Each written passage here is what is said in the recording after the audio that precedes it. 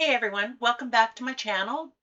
Today's update is a little harder to share, but it's important to be honest and because this journey isn't perfect. This week I didn't have a great week as well as I'd hoped.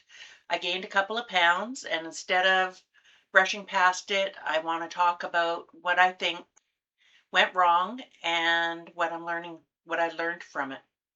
So what happened? I had two really bad binges episodes this week. I ate past the point of comfort, even when I felt full. I just kept going. It wasn't about the hunger. It was something else. It's like I just wanted to, like when you go on a binge, and it doesn't matter what you're doing, you just eat, eat, eat, eat, eat. I don't know if many people can relate to that, but that's what it's like for me when I'm on a binge. It doesn't even matter what it is I'm eating. I just eat it.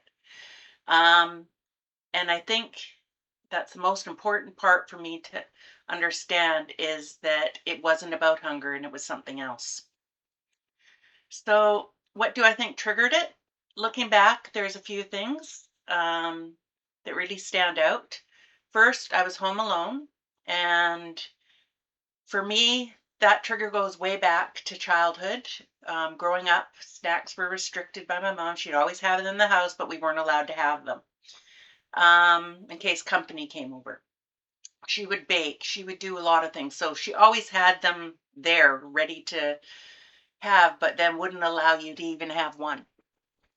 Um, so when she would go out, my sister and I would just rush to the cupboards and eat anything we could before she got home so that we could actually try these snacks, things like that.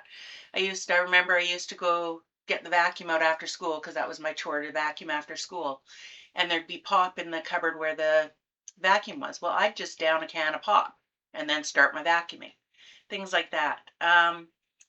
So like I said, I would eat everything I wasn't allowed to have, and that pattern showed up again, and it always does. And even though I'm adult now, I know that is a trigger for me. I can't blame my mom for it. It's something that I learned, but I need to learn how not to have that, like how to handle that trigger. The second one was boredom. I was home alone most of the day and I wasn't doing much. I took the opportunity of being home just to had the whole house to myself. I just wanted to relax and binge on some TV. So I was binging on TV. I had no structure, no plan other than just sitting around doing nothing. And as always, the boredom has been another huge trigger for me. So this really wasn't, like I said, about food. It was more about habits, emotion, and old wiring. So emotionally, after the binge, I felt helpless. Hopeless. I told myself that I had no willpower, no self control. I was angry with myself because I gave in so easily. Um, and I convinced myself that I had completely screwed up my progress that I had made. And what's the point? Let's just keep on going. And that's how I was feeling. So I don't know if any of you can relate. I want to pause here and ask, have you ever noticed that being alone and bored makes things harder for you? Do you have childhood patterns that pop up every once in a while, even if you know better, like I do? I know better. I know that happens.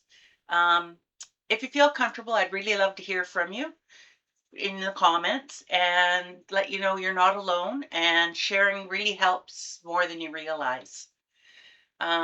I find it a lot easier as well to talk to my viewers than I do to close family and friends because they just don't understand. They think that you can just turn it off easily. And I know some of you understand exactly where I'm coming from. So, what I'm learning from this. So, instead of judging myself, I'm trying to ask myself a different question. Instead of changing it up and like, what rules can I make? Because I totally screwed up. I got to get those rules back. So, what I learned is realizing that I need to have a better plan before the binge starts, not after. Right now, I don't have all the answers, and that's okay.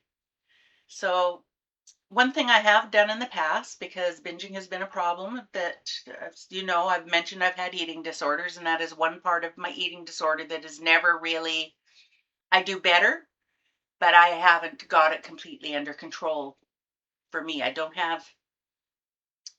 just don't. I still go on these binges. So, not as bad as them as I used to, and I'm not purging, but I'm still doing the binging. So, one thing I've done in the past is I subscribe to a YouTube channel called the Binge Eating Therapist, which she has helped me in the past so many times. When she explains things, it's like she's talking directly to me, or about me. I watched a few episodes yesterday and learned something really important after a binge is to not set up rules. Instead of, how can I explain it? Like after the binge, I was like, okay, I'm going to eat carnivore. I'm not going to have treats. I'm not going to do this. I'm not going to do that. So that is talking emotion. That is how I was feeling afterwards. So what you have to do apparently is, not to set up the rules. Change that perspective. So that hit me hard because the first thought, as I said, of the binge was I need to go back and track and follow the rules I set for myself.